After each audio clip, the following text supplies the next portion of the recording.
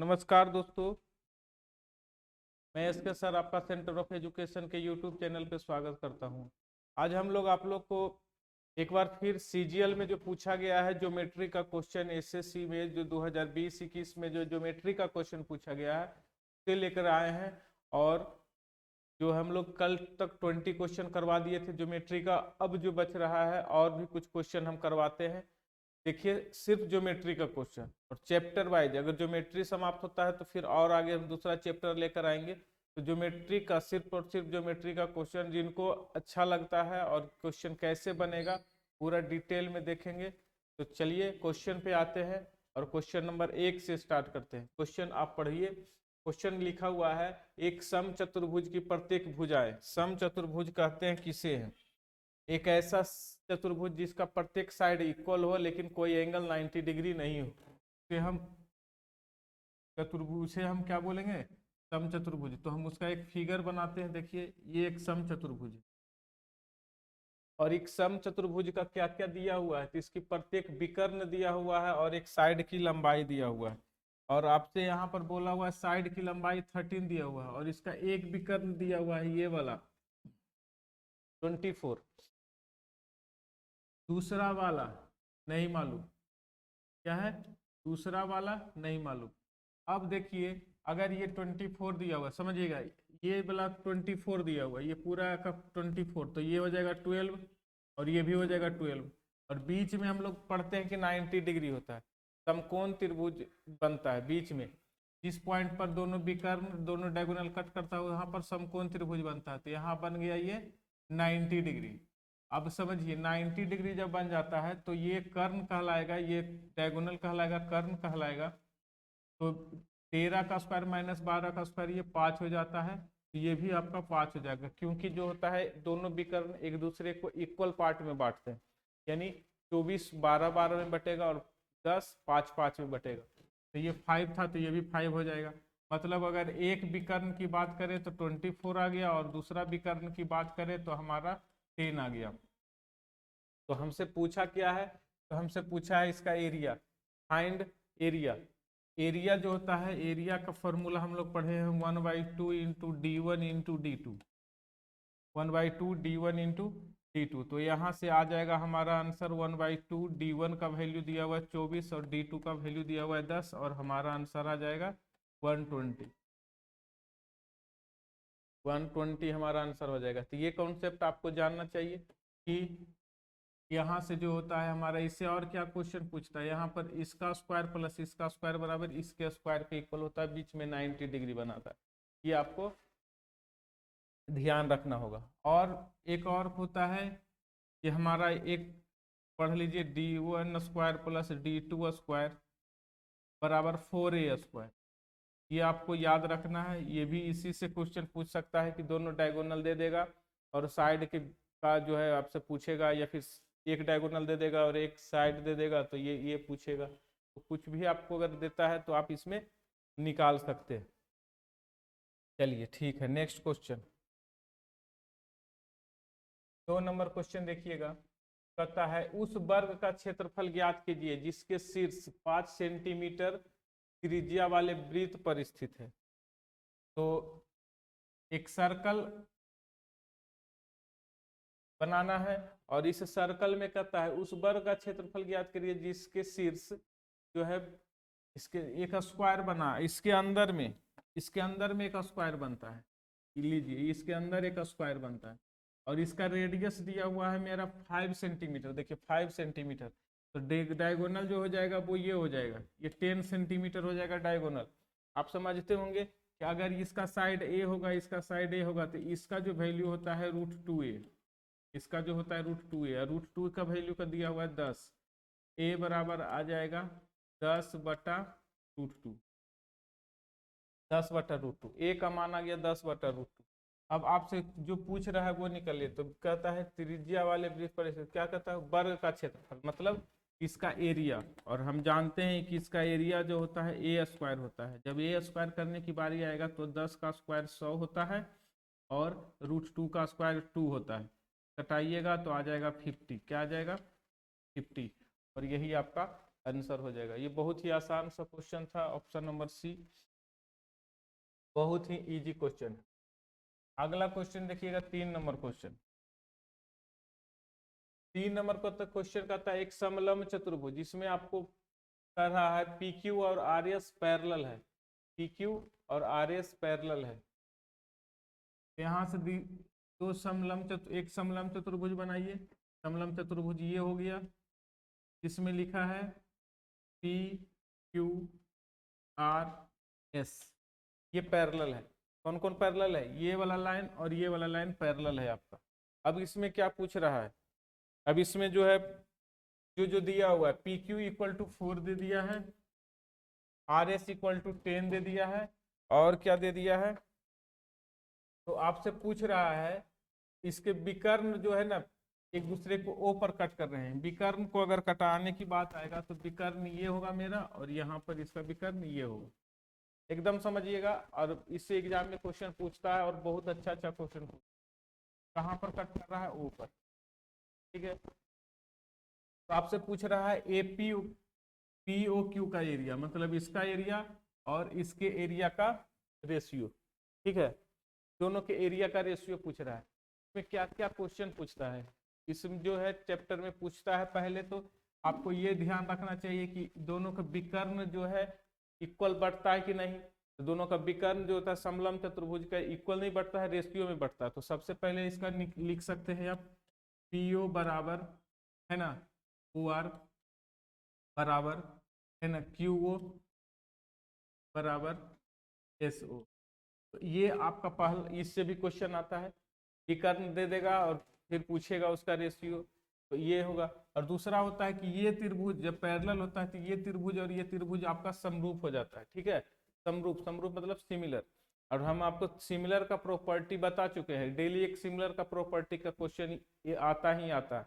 तो सिमिलर का प्रॉपर्टी हम बता चुके हैं कि ये और ये अगर सिमिलर हो रहा है तो आप देख लीजिए कि सिमिलर जब, तो इसका एरिया और इसका एरिया, सबसे पहले इसका एरिया यानी area P O Q divided by area है ना एस ओ आर, इसका एरिया जो पूछ रहेगा। तो हम लोग पढ़े हैं सिमिलर, जब दो ट्रायंगल सिमिलर हो जाता है तो उसका जो एरिया का रेशियो होता है उसके साइड के रेशियो का, साइड का रेशियो हो जाएगा पी क्यू बटा एस आर। साइड के रेशियो के स्क्वायर के बराबर होता है, मतलब हो जाएगा 4/10 का स्क्वायर। अब ये कट जाएगा, एक बार में 2 और एक बार में 5, और ये आ जाएगा, इसका स्क्वायर करेगा तब 4:25। इसका आंसर आ जाएगा 4:25, 4:25 ऑप्शन नंबर 1, 4:25 ऑप्शन नंबर 1 देखिए दिया हुआ है, 4:25 आपका आंसर है। इस तरह से क्वेश्चन बनता है। आप इसका एरिया और इसका एरिया का रेशियो जो है उसके साइड पर डिपेंड करता है, लेकिन इसमें ऐसा नहीं है। ये दोनों का ये दोनों सिमिलर ट्रायंगल नहीं है। और इसमें और क्या पूछता है, तो इसमें ये दोनों के बीच का जो है आपसे पूछेगा कि किस अनुपात में बांटता है, तो दोनों का रेशियो अपना बांटता है, ठीक है। इसमें और भी क्वेश्चन पूछ सकता है। इसमें एरिया पूछता है, एरिया जो होता है 1/2 इंटू पैरेलल साइड का सम, यानी P Q plus R S into height पूछ होता है, इंटू हाइट। तो एरिया इसमें पूछता है। तो मैक्सिमम जो पॉसिबिलिटी है किसी भी फिगर में, वो बताते चल रहे हैं कि इसमें क्या क्वेश्चन आपसे पूछ सकता है और क्या क्वेश्चन आपसे पूछा है। आगे बढ़ते हैं, 4 नंबर क्वेश्चन देखिएगा। 4 नंबर कहता है एक आयत की लंबाई 3 गुना बढ़ाने, और देखिए एक आयत है, एक आयत मान लेते हैं लंबाई 100 और चौड़ाई y है। समझिएगा, एक आयत की लंबाई 3 गुना बढ़ाने और उसकी चौड़ाई को मूल चौड़ाई से आधी कर देने पर मूल आयत के क्षेत्रफल का के अनुपात निकालिए। अब बताइए, ये हो गया। अब इसमें कहता है कि अब इसको बढ़ा दीजिए 3 गुना और इसको कर दीजिए y/2। तो एरिया पर क्या इफेक्ट पड़ेगा? एरिया पर क्या इफेक्ट पड़ेगा? तो आपसे कहता है मूल आयत के क्षेत्रफल का नए आयत के क्षेत्रफल से अनुपात, मूल आयत का क्षेत्रफल का नए आयत के क्षेत्रफल से अनुपात पूछ रहा है। मूल आयत के क्षेत्रफल। तो यहाँ से मूल आयत का क्षेत्रफल ये था तो उसका क्षेत्रफल लिखेंगे, है ना। और नया आयत का क्षेत्रफल कितना है, तो नया आयत का क्षेत्रफल लंब वो चीज का एरिया होता है एल इंटू बी, तो 3x इंटू बाई 2, ये कैंसिल हो जाएगा और आंसर आ जाएगा 3:2, 3:2, ऑप्शन नंबर 1। क्योंकि बोल रहा है मूल से, यहाँ पे कर रहा है मूल आयत के क्षेत्रफल से, मूल आयत के क्षेत्रफल, तो मूल वाला नीचे चला जाएगा, उसी से रेशियो पूछ रहा है तो ठीक है। और आयत में वैसे कोई विशेष क्वेश्चन पूछता नहीं है, आयत में लंब का पेरीमीटर पूछता है, विकर्ण पूछता है ना, और तो विशेष कुछ पूछता नहीं है। इसमें एक ज्यादा एक सर्कल हो जाएगा तो क्या होगा, तो सर्कल का जो रेडियस, अगर इसमें एक रेडियस हो जाएगा, ये रेडियस बराबर जो हो जाएगा मेरा b/2 होता है। सर्कल में अगर फिर पूछ देगा कि उसमें एक सर्कल बनेगा तो सर्कल का जो रेडियस होगा b/2 हो जाएगा। चलिए नेक्स्ट क्वेश्चन,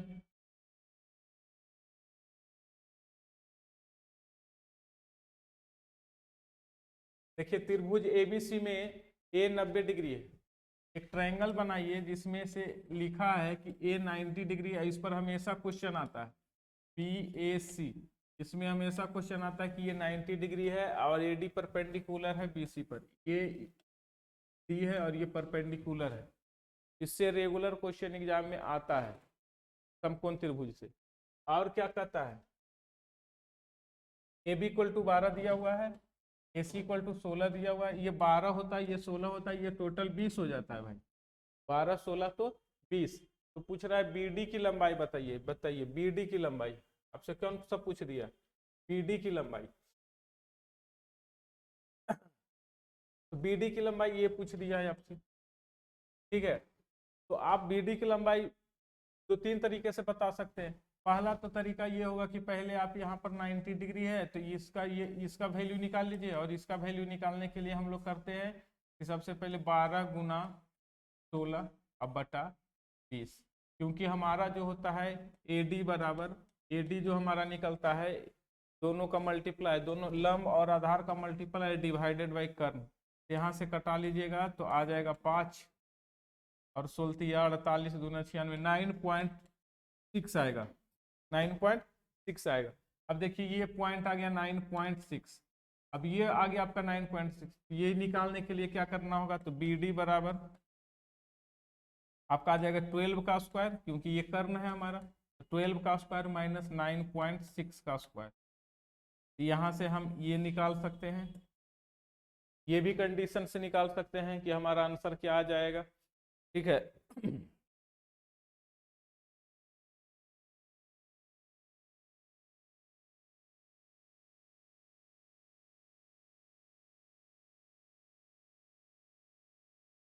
दूसरा एक कंडीशन ये है कि हम इससे निकाल सकते हैं, दूसरा कंडीशन ये है कि हम इसको रेशियो से भी निकाल सकते हैं।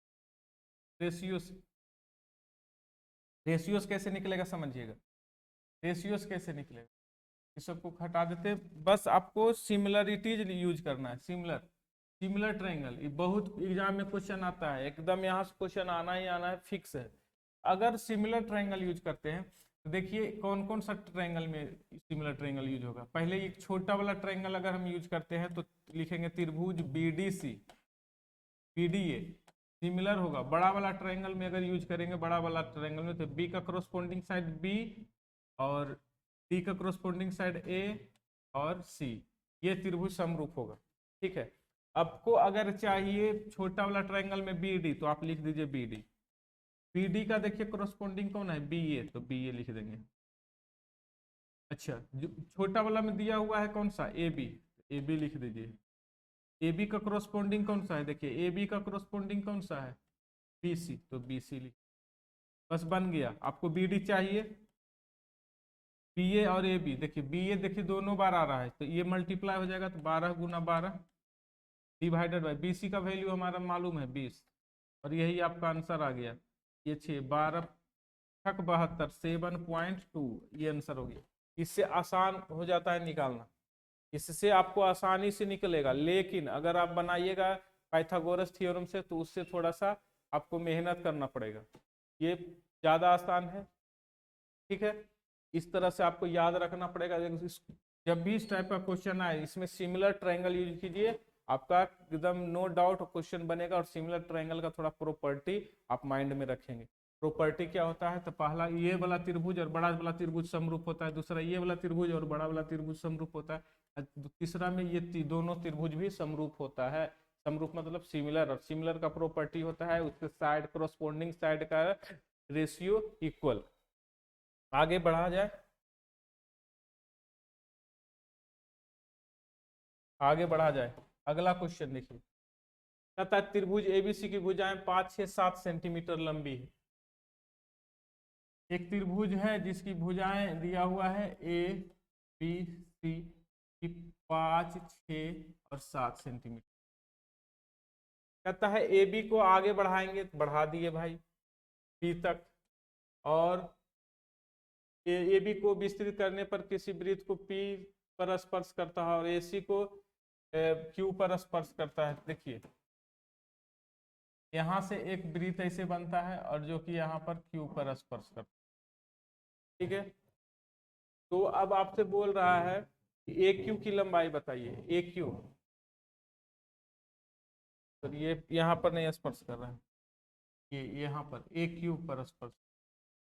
ए क्यू की जो लंबाई होगा, एकदम याद कर लीजिए, ए क्यू का जो लंबाई होगा, या तो आपसे ए क्यू पूछ ले या फिर आपसे ए पी पूछ ले, कुछ भी पूछ ले। तो अगर ए क्यू की जो लंबाई होगा या ए पी की लंबाई होगा, तीनों साइड का सम, तीनों साइड को जोड़ दीजिए और डिवाइडेड बाई 2 कर दीजिए। तीनों साइड को जोड़ दीजिए, यानी 7, 5, 12, 6, 18/2, 9।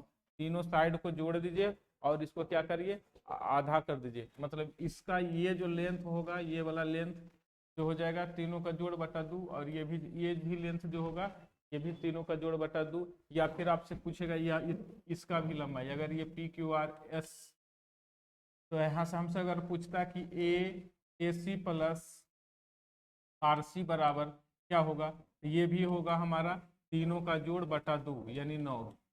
इस तरह से आपसे कुछ भी क्वेश्चन पूछे तो आप इसका आंसर आसानी से कर सकते हैं। ठीक है, चलिए आगे बढ़ते हैं। 7 नंबर क्वेश्चन, त्रिभुज देखिए, एक त्रिभुज में डी ए डी पर लंबे, फिर से क्वेश्चन आ रहा है एक त्रिभुज में डी ए डी लंब है बीसी पर, और इसमें कुछ लिखा नहीं है वैसे। तो अब देखिए ये क्वेश्चन हम कल भी बताए, कहता है एक तो लंब है यहाँ पर, नाम दे दीजिए ए बी सी। अब बोला है कि ये जो दिया हुआ है आपका 62 और ये जो दिया हुआ है 36, और बोला है कि ये लंब है, तो लंब कर दीजिए। दूसरा बोला है कि इसको कोण को बाइसेक्ट किया जाए, तो यहाँ पर दोनों के बीच का जो एंगल पूछता है, दोनों का बीच का जो एंगल पूछता है, तो बताइए ये दोनों के बीच का एंगल हम निकालने के लिए बता चुके हैं, पिछला क्लास में भी बताए हैं। ये दोनों के बीच का जो एंगल पूछता है परपेंडिकुलर और एंगल बाइसेक्टर से जो एंगल बनता है उसको बीच का पूछेगा। तो जो एंगल पूछ रहा है उसको क्या करेंगे, इसका और इसका अंतर दोनों का घटाएंगे, 62 - 36 और डिवाइडेड बाई 2। आंसर यही होता है 62 - 36 डिवाइडेड बाई 2। 62 में से 36 घटा लीजिए और आपका आ जाएगा 22, 4, 26/2, 13। ये 13 आ जाएगा आपका आंसर। तो इस तरह का क्वेश्चन हम कई बता चुके हैं। रेगुलर दोनों का एंगल का माइनस करके और डिवाइड कर देंगे। आगे देखिए 8 नंबर क्वेश्चन। 8 नंबर क्वेश्चन कहता है त्रिभुज एबीसी में बीसी पर कोई बिंदु डी है, एक ट्रायंगल बनाइए। और इसमें कहता है एबीसी में बीसी पर कोई पॉइंट डी ले लेते हैं। देखिए ये स्ट्रेट लाइन है और मैं यहाँ पर परपेंडिकुलर ही डाल देता हूँ, तो कि डी है, और कहता है बी डी और डी सी का रेशियो दिया हुआ है, ये 3 और ये 4, समझिएगा।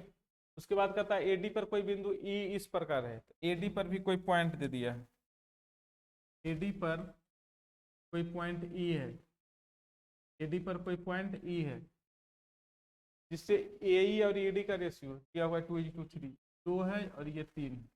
और आपसे पूछ रहा है ईसीडी, ईसीडी इसका ये क्षेत्रफल और इसका क्षेत्रफल, समझिएगा। इस और AEB का क्षेत्रफल। तो इसका क्षेत्रफल, पहला इसका एरिया और दूसरा इसका एरिया। मैं क्या कहता हूँ कि अगर इसका क्षेत्रफल निकालना है, समझिएगा बात को, अगर इसका क्षेत्रफल निकालना है, अगर मैं इसे 90 डिग्री मान लेता हूँ तो क्या होता है कि इसका जो क्षेत्रफल निकलेगा 1/2 इंटू इसका बेस है 4, है ना, गुना, और इसका बेस दिया हुआ है 3, तो आपका आ जाएगा इतना डिवाइडेड बाई, और इसका क्षेत्रफल अगर पूछता है तो 1/2 गुना आधार, इसका देखिए, इसका आधार अगर ये 2 है तो इसका जो है हाइट, हाइट कौन सा हो जाएगा, ये वाला हो जाएगा, इसका हाइट हो जाएगा 3। इस तरह से 3 से 3 कट गया, 2 से 2 कट गया, 1 कट गया, आंसर आ जाएगा 2:1। आंसर क्या आ जाएगा, 2:1। Option number C, option number C 2:1। ठीक है, और आपका कुछ नहीं लगाया, सिर्फ एरिया का फॉर्मूला लगा दिए हैं और आपका आंसर आ गया है। बस 2 क्वेश्चन है, इसको जल्दी से कम करते हैं। अभी 9 नंबर क्वेश्चन, एक समकोण त्रिभुज एबीसी में समकोण वाली भुजा की लंबाई 5 और 12 है। देखिए, एक समकोण त्रिभुज में ये दिया हुआ 5 और ये दिया हुआ 12। त्रिभुज एबीसी में एक वृत्त अंकित है, तो वृत्त की त्रिज्या, हाँ, और इसमें एक जो है बहुत अच्छा क्वेश्चन पूछा है, इसमें एक वृत्त अंकित है तो इसका त्रिज्या बताइए, इसका रेडियस, भाई इसका अंदर वाला का रेडियस। भाई आपसे अगर कभी भी इस टाइप का क्वेश्चन पूछे तो रेडियस बराबर अंदर वाला का रेडियस पूछे, कभी भी पूछे अंदर वाला का रेडियस समकोण त्रिभुज में तो होता है P + B - H/2, मतलब 5 + 12 माइनस, अब देखिए 12, 5 का स्क्वायर प्लस 12 का स्क्वायर होता है 13, क्या होता है 13, तो हम यहाँ से 5 + 12 - 13/2, यानी 12 × 5 = 17 में से 13 गया, 4/2 आंसर आपका होगा। 4/2 क्या होता है, 2 आंसर हो जाएगा। तो आपको ये जानना चाहिए, इसमें और क्या क्वेश्चन पूछ सकता है। पहला तो पूछा कि अंदर वाले वृत्त का क्षेत्रफल बताइए, एक दूसरी बार में पूछेगा बाहर वाला जो वृत्त का बनेगा उसका जो है आप रेडियस बना दीजिए, तो बड़ा वाला का रेडियस होता है H/2, मतलब 13/2, 13/2 मतलब 6.5। ये पूछ सकता है कि अंदर वाला का एरिया बता दीजिए, तो अंदर वाला का एरिया πr² होता है। पूछ लेगा कि बाहर वाला का एरिया बता दीजिए, फिर से πr², जब हमको r मालूम हो गया तो ये उसका रेडियस भी निकल गया तो एरिया भी निकाल देंगे। पेरीमीटर पूछेगा, पेरीमीटर निकाल देंगे। तो आपसे कुछ भी पूछेगा, यही 2 पूछेगा, पहला r = P + B - H/2 और r = H/2, बड़ा r = H/2। अगर बाहर से पूछेगा तो H/2 और अंदर से पूछेगा तो P + B - H/2। ठीक है, चलिए आज का लास्ट क्वेश्चन क्या कहता है। आपका लास्ट क्वेश्चन कहता है कि जिस त्रिभुज की भुजाएं 5 और 12 और 13 है, मतलब 5, 12, 13 कहने का मतलब हो गया ये आपका राइट एंगल ट्रायंगल, ठीक है। तो उस त्रिभुज की सबसे छोटी भुजा है ना, सबसे छोटी ऊंचाई कितना होगा, अब बताइए। इस ट्रायंगल का सबसे कम हाइट क्या होगा, तो सबसे कम हाइट जो होगा, इससे इस पर जो लंब डालेंगे ये वाला सबसे कम हाइट होगा, ये वाला सबसे कम हाइट होगा, सबसे कम हाइट यही होगा इस त्रिभुज का सबसे कम हाइट। तो सबसे कम हाइट निकालने के लिए पूछ रहा है, तो यहाँ से क्या निकल जाएगा, यहाँ से ये वाला हाइट अगर होता है तो अभी हम जस्ट बताएं, थोड़ा देर पहले ही बताएं, बोले क्या होता है, इसका हाइट बराबर 5 × 12/13, यही आंसर होता है। लंब गुना आधार बटा कर्ण, तो यहाँ से 12 × 25 = 60 और 13 से मल्टीप्लाई करेंगे तो 13 × 25 13 चौका 52, 8 बच जाएगा और 13 × 6 = 78, 4.6 होगा, 4.6 आंसर होगा। देखिए इसका 2 हाइट है, एगो तो 12 आया, एगो 5 आया, और दूसरा इसका जो हाइट निकाले वो 4.6 आया था। सबसे स्मॉलेस्ट हाइट कौन सा होगा, ये, जिसका भुजा सबसे लंबा उसी पर सबसे छोटा हाइट होता है, सीधा वाला बात है। तो 12 जो दिया हुआ है, ये 12 पर सबसे बड़ा भुजा 13 है, तो 13 पर सबसे छोटा हाइट मिलेगा। सबसे छोटा हाइट किस पर मिलेगा, सबसे बड़ी भुजा पर। इसमें से बहुत सारा यही सब क्वेश्चन पूछता है। यहाँ पर हम लोग इसका अगर मीडियन पूछता, माध्यिका पूछता, माध्यिका माध्यिका भी पूछता है, इसका माध्यिका क्या होगा, तो माध्यिका बराबर पढ़ते सीधे 13/2 आंसर। आपसे संभावित यही सब क्वेश्चन आपसे पूछ सकता है। आपको उम्मीद करते हैं कि ये सब क्वेश्चन आपको एग्जाम के लिए बहुत बेनिफिशियल रहेगा। और आप लोग को अगर अच्छा लगता है तो शेयर जरूर करिए भाई, शेयर एकदम नहीं करते हैं आप लोग, देखते हैं बस स्किप कर देते हैं, शेयर जरूर कीजिए। तो आप लोग इस तरह से देखते जाइए, और भी क्वेश्चन लेके आ आएंगे। ठीक है, धन्यवाद।